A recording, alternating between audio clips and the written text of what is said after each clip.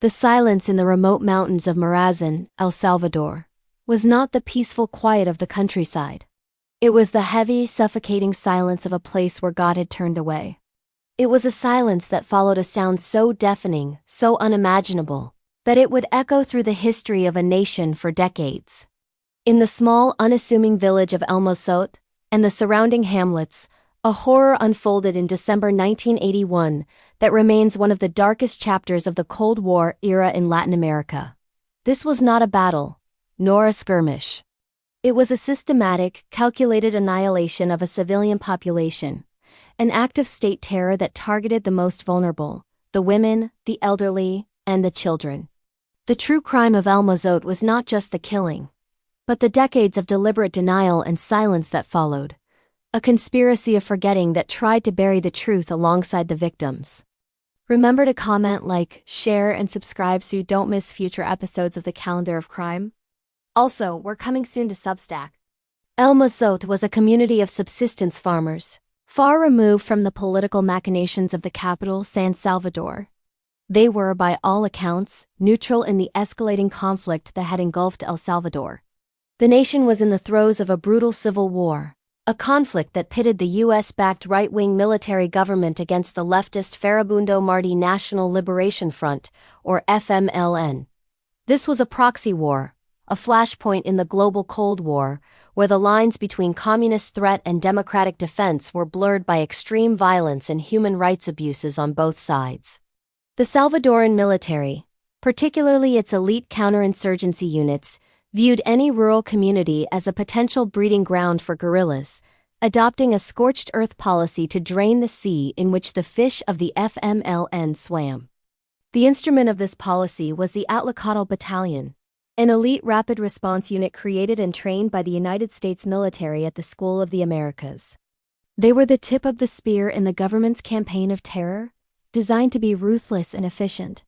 In the early days of December 1981, the Atlacatl Battalion launched Operation Rescue, a sweep through the northern Morazan province, a known FMLN stronghold. The villagers of El Mozote, along with those from nearby hamlets like La Joya and Arambala, were caught in the path of this military machine. They were told to stay in their homes, a command that many believed was a promise of safety, a sign that the military would protect them from the fighting. It was a fatal deception. On the morning of December 10, 1981, the soldiers arrived in El Mozote. They sealed off the village, preventing anyone from leaving. The villagers, accustomed to the presence of soldiers, were initially compliant, gathering in the central plaza as ordered. They were forced into the small whitewashed church and several nearby houses. The soldiers, heavily armed and masked, began a campaign of psychological terror. They interrogated the men, accusing them of collaborating with the FMLN.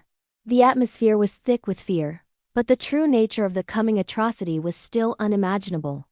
The villagers, mostly women and children, spent a terrifying night locked inside, listening to the soldiers outside. The morning of December 11th brought the true horror.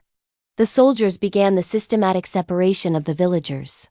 First, the men and older boys were taken to the town square and locked in the convent. They were tortured, questioned, and then, in small groups, they were led away to be executed. The sound of machine gun fire echoed through the valley, a grim metronome marking the end of life after life.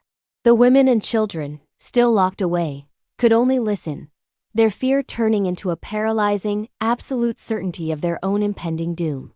The most heartbreaking chapter of the massacre was reserved for the women and children. The soldiers took the women and girls, many of them just teenagers, and subjected them to horrific sexual violence before executing them. Then came the children. In one of the most infamous acts of the entire Civil War, the soldiers gathered the children, some as young as a few months old, and locked them inside the convent. They were then systematically machine-gunned through the walls and windows. The soldiers ensured no one was left alive to bear witness. In total, nearly 1,000 people were killed in El Mozote and the surrounding villages, with almost half of the victims being minors. After the killings, the soldiers set fire to the houses, the church and the convent, attempting to erase all evidence of their crime. They left behind a smoking ruin and a silence far more profound than the one they had broken. Within days, reports of the massacre began to surface. Two American journalists, Raymond Bonner of the New York Times and Almaguelmo Prieto of the Washington Post, risked their lives to visit the site. They found the skeletal remains, the bullet-riddled walls, and the testimony of a few traumatized survivors. Their reports, published in January 1982, sent shockwaves through the international community. However, the reports were immediately and vehemently denied by the Salvadoran government and, crucially, by the Reagan administration in the United States. U.S. officials, determined to continue military aid to El Salvador to fight communism, dismissed the reports as guerrilla propaganda.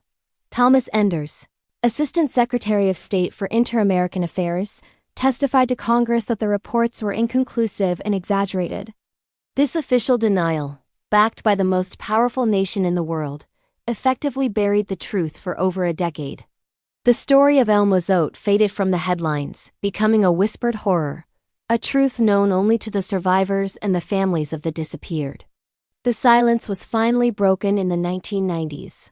Following the 1992 Chapultepec Peace Accords that ended the Civil War, a United Nations Truth Commission was established. In 1993, the commission published its report, which confirmed the massacre in gruesome detail, attributing it directly to the Alicatl Battalion. That same year, forensic anthropologists began the painstaking work of exhuming the remains from the mass graves, most notably from the convent, which became known as the House of the Children. The scientific evidence, the number of bodies, the bullet casings, the ages of the victims irrefutably confirmed the survivors' accounts. Despite the UN report, justice remained elusive. In 1993, the Salvadoran government passed a sweeping amnesty law, effectively granting immunity to all perpetrators of war crimes during the Civil War. For nearly 2 decades, this law shielded the commanders and soldiers responsible for El Mozote. The survivors and victims' families, however, never gave up. They took their case to the Inter-American Court of Human Rights, which, in 2012, ruled that the Salvadoran state was responsible for the massacre and ordered it to investigate and prosecute those responsible. The ruling led to the eventual repeal of the amnesty law in 2016, finally allowing the criminal case against the former military commanders to proceed. For the first time, the accused faced a court of law. Yet, the path to justice remains fraught with political interference. In recent years, the current Salvadoran government has taken steps to obstruct the investigation, including denying access to military archives, citing national security. The struggle for accountability continues, a testament to the resilience of the survivors who demand that the world remember the names of those lost. The El Mozote Massacre is a chilling reminder of the human cost of proxy wars and the devastating power of state-sponsored denial. It is a story of profound loss, but also of extraordinary courage, the courage of the survivors who refused to let the truth die, and the courage of the journalists and human rights advocates who fought to bring it to light. The memory of the nearly 1,000 souls lost in those remote mountains serves as a permanent indictment of the atrocities committed in the name of ideology. Thanks for watching. Please comment, share, like, and subscribe for future episodes from the Calendar of Crime.